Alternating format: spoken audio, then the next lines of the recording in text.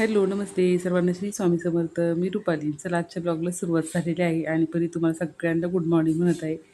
आणि गुड मॉर्निंगमध्ये आणि माझी चालली ती स्वयंपाकाची सुरुवात. तर चला म्हणलं आता स्वयंपाक तर करायचाच होता, पण चहा आणि रात्री मी बनवले तर पुऱ्या. तर 1-2 पुऱ्या शिल्लक होत्या, तर म्हणलं परीला खूप चहा आणि पुरी खूप आवडते आणि मलासुद्धा आवडते बरं का. तुम्हाला पण आवडत असेल तर मला नक्की कमेंट करून सांगा. बऱ्याच जणांना आवडत असेल असं मला तरी वाटते. का तर चहा आणि पुरी खरंच खूप छान लागते. आणि मग चला आता म्हणलं बाहेरचं पण काय चाललंय परी जाऊन बघून येत.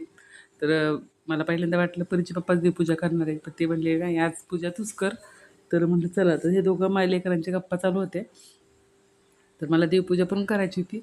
तर म्हटलं स्वामीला छान असा अभिषेक करून घेतला आणि त्यानंतर म्हटलं चला आता आपली जी देवपूजा आहे नेहमीची ती तर करायचीच होती आणि गुरुवार होता. तर मग देवपूजा आणि स्वामीला अभिषेक हे खूप छान वाटतं बरं का. ज्यावेळेस आपण अभिषेक करतो ना त्यावेळेस मन एकदम प्रसन्न होऊन जातं. तर चला, आज म्हणलं देवपूजा वगैरे झाली की आपलं घरातली जी कामं आहे ती करायची होती. तर पहिल्यांदा पाण्याने अभिषेक केला, त्यानंतर दुधाने अभिषेक केला आणि परत पुन्हा एकदा पाण्याने. आणि मी कधी-कधी ना हळदीने पण अभिषेक करत असते, म्हणजे हळदीचं पाणी, परत गंगाजल असं वेगवेगळ्या ह्याच्याने मी करत असते. जसा वेळ असेल ना मला तसं. ज्यावेळेस मला काही एक्स्ट्राची कामं जर नसेल घरातली, तर मग मी 5 ह्याच्याने वेगवेगळ्या ह्याच्याने अभिषेक करत असते आणि कधी-कधी फक्त दुधानेच अभिषेक करते. फक्त आहे ना मनापासून पूजा करणं महत्त्वाचं आहे. आपण कशाने पूजा करतो किंवा किती करतो ते नाही महत्त्वाचं. तर चला आता म्हणलं दिव्यालाही सुंदर असं फूल आलं होतं बरं का. स्वामींनी मला नकळत एक छोटासा आशीर्वाद दिल्यासारखं मला तरी वाटत असतं.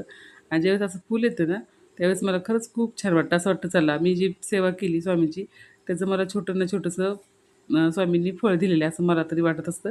तर तुमच्यासोबत सुद्धा असं घडतं का नक्की मला सांगा बरं का. आणि त्यानंतर स्वयंपाक वगैरे करायचंच होतं. चपात्या करून घेत होते मी.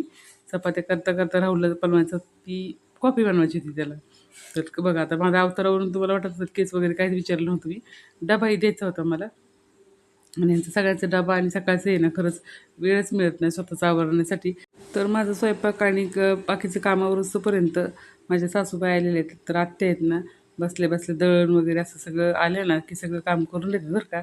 मग थोड्या वेळ त्यांच्यापाशी पण बसले, थोड्याफार गप्पा मारल्या आणि परत माझ्या मी कामासाठी सुरुवात केलेली.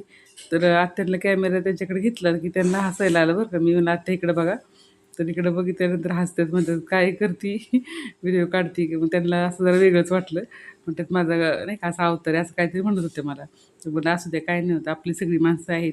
असं म्हणून मग मी थोडंसं व्हिडिओ त्यांचा शूट केला. तोपर्यंत ते दळण करत बसल्या होत्या आणि माझंही काम आवरलं, की म्हटलं चला आता ब्लाऊज शिवून घ्यायचं आहे मला.